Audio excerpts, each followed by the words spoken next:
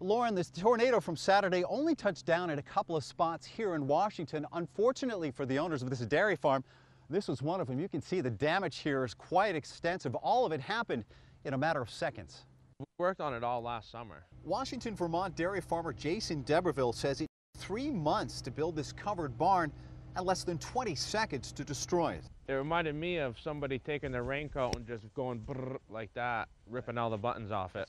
On Saturday, a tornado packing 100-mile-an-hour winds ripped the barn from its concrete foundation, destroyed a metal shed just feet away, and uprooted a tree before racing over the hill. I just came out the door and I couldn't even believe my eyes when I saw the barn laying on the ground. Deberville wasn't the only one in Washington dealing with damage Monday. As early as you can get here. The tornado also ripped the roof off Yvette Stevens' parents' apartment building, leaving 6 families homeless, causing tens of thousands of dollars in damage. And the water was running down the walls at such a rapid rate that you could stick your hand in it and it would flow right over your hand. The heavy winds also caused enough damage to the Washington Village School to close it for the day. But the Deberville farm, in business for 5 generations, got hit the worst. It takes a lifetime to build these things up, and it only takes 2 seconds to destroy it all.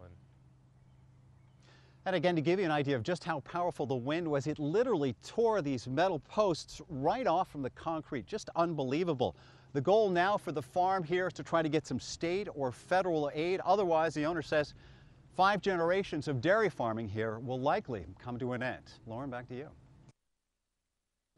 The site of the majestic Champlain Bridge helped draw the Hendersons to the house they bought in Port Henry, New York 4 years ago. The view, we're right up off the lake. And they had a relatively short commute to Middlebury, Vermont, where both Karen and Ryan work. It was 35 minutes or so. 4 years later, the Hendersons say they're forced to move. Oh, you got your pumpkin?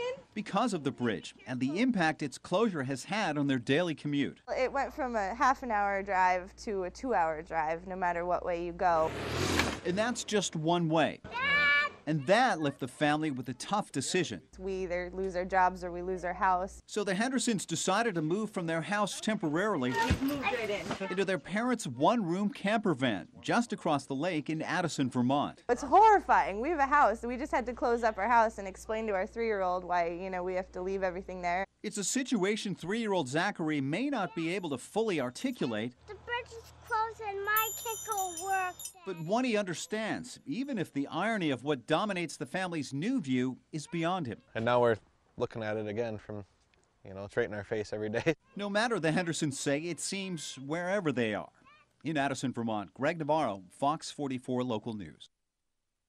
Lauren, it has been an extremely emotional 36 hours, as you can imagine, for the family of Richard Phillips here at the Underhill, Vermont home. During that time, family, friends, neighbors have stopped by bringing everything from food to flowers. But the one thing people here are still waiting for is word of his safety.